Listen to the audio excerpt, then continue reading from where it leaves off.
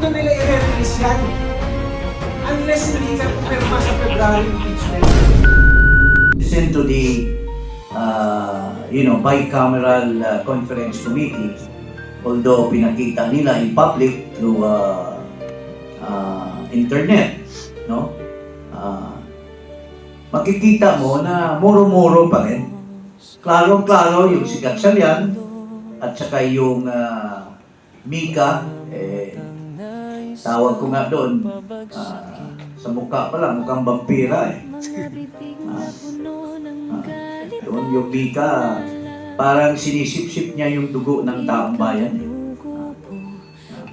So, kunyari, they are opposing the changes in the budget, in the BICAM. And yet, at the end of the day, bumapayag pa rin. So, what kind of leaders we have in this country? Kaya, yun po, the PCIJ has reported that there's still massive insertions in the budget. So, walang difference. The only difference is, muro-muro, papakita, kunyari, in public. Unlike before na nagkatago. Siguro po sir, regarding dito sa BICAM, napanood ko yung statement ko yung Senator Loren Legarda yesterday. Kasi nakatayo siya at nagagalit siya. Sabi ni Senator Loren Legarda, bakit pinipwersa nyo kami mga senador, aprubahan yung mga in-insert ngayon na yung BICAM na ito. When in fact, ang budget ng Pilipinas, National Expenditure Program, ay pinag-aaralan buong taon.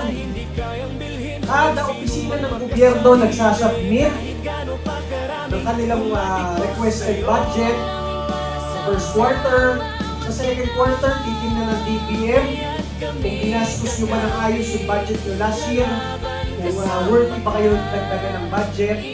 At pagpunta sa Kongreso ng August, ng third quarter, fourth quarter, bubusisiin naman kung may mga anomalya yung mga ahensya ng gobyerno para masabi ng mga taga-legislature na hindi dapat kayo dagdagan ng budget. Napaka-masusing paraan yung budget system isang taon. Kaya sinasabi ni Senator Loren Legarda kahapon, bakit pinipwersa nyo kaming magsingit ng budget dito sa BICAM ngayong 2 linggong ito? When in fact, ang BICAM, kaya ka lang nagkakaroon ng bicameral conference committee para yung pinasang budget bill ng House at budget bill ng Senado, titingnan mo lang kung ano yung magkakaiba ng konti doon. Hindi mo pwedeng kunyari, nag-recommenda ng 2 piso si Congressman Topacio, tapos yung kasama natin, Senator Galilo, 3 piso yung sa kanya para sa isang departamento. Titingnan lang kung paano magko-connect yung dalawa. Hindi pwedeng habang nag-uusap ng 2 piso to at 3 piso to, biglang under the table may sumilip na 1 billion kung saan. Yun ang purpose ng BICAM para lang check yung provisions ng 2 bill, ng Senate bill at House bill, o yung mga hindi magkakatugma doon. Kaya naman nangyayari nga, habang nagdidiskusyon, ang daming nasisingit, hindi lang madami. Bilyon, daang bilyon. Kaya nga po, kaya ginawa nilang online yung BICAM. Dati, hindi mo alam kung ano nangyayari sa BICAM eh. Kahit mga kongresista hindi kasali sa BICAM. Alam niyo kung Jim Paracel, bigla na lang napasa yung budget, hindi alam yung pinag-usapan doon sa BICAM. Ngayon, online. Kaya nakikita nyo nag-aaway ng konti yung mga senador at kongresista. Nakita nyo Senator Loren Legarda, tumayo doon kahapon. Kaya lang, kailangan nyo pa rin bantayan.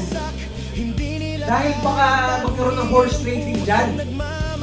Baka alokin yung mga senador na, boss, tama na. Pero may tigil 1 billion dito. Tapos, ang laban, di ba? So, kailangan bantayan ng mabuti yan. Ano po, sir, ng second ano niluluto? If they are influencing the budget based on political alignment, in 2026, ano kaya ang niluluto? Nagkakalupuan talaga yan. Posible hindi. Kasi nga, ang sinasabi ko nga sa inyo, ang Duterte yung party list. Hindi kami kasali sa kahit anong bigayan dyan sa Kongreso. Dati maraming patawag sa Kongreso patungkol doon sa bagong Pilipinas Servicio Fair, book 2024. Sabi ni Mayor Magalong, pag sumama ka sa rally, meron kang 777, 21 million.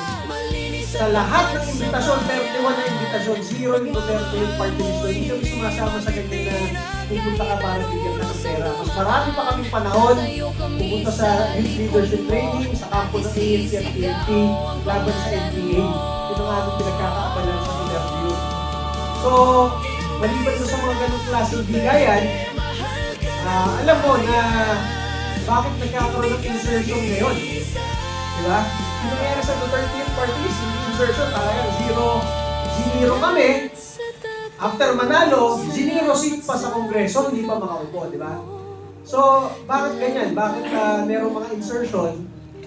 Ang sabi ng aking mga kasama dito, sila naman ang sanay na, dati Congressman na Jig Paras.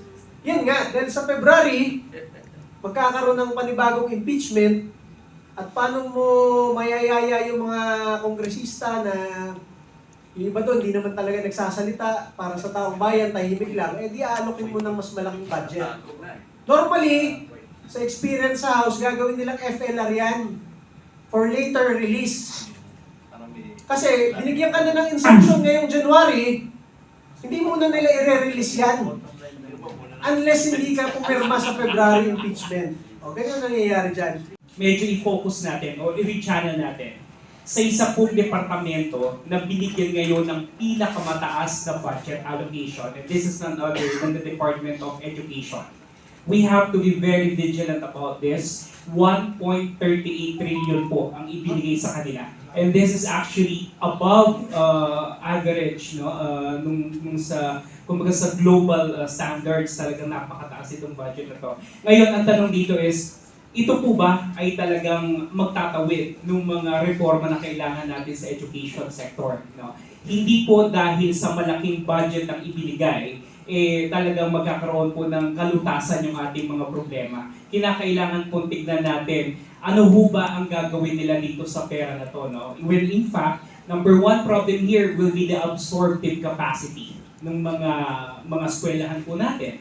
Yung ating tinatawag na mga institutional capacities din itong ating sektor ng edukasyon, ano? At meron po ba talagang long-term benefits, no? Kasi para sa akin, the education sector is supposedly geared towards national development. Yan po talaga ang trajectory niya. Pero kung ang gagawin po natin dito at ang ilalatag lang natin dito ay pagtatayo lamang ng mga classrooms, hindi ko sinasabi na hindi po tama yun. Pero kinakailangan din po maraming systemic reforms dahil sa DepEd po napakarami po bottlenecks. I think we need to really address those concerns well.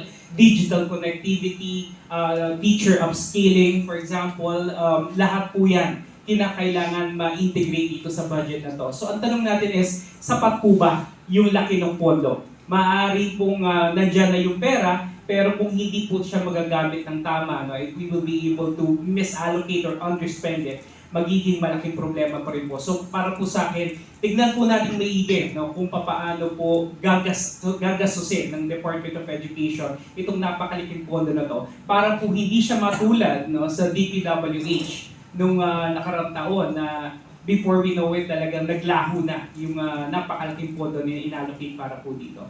Yun lamang po at maraming salamat.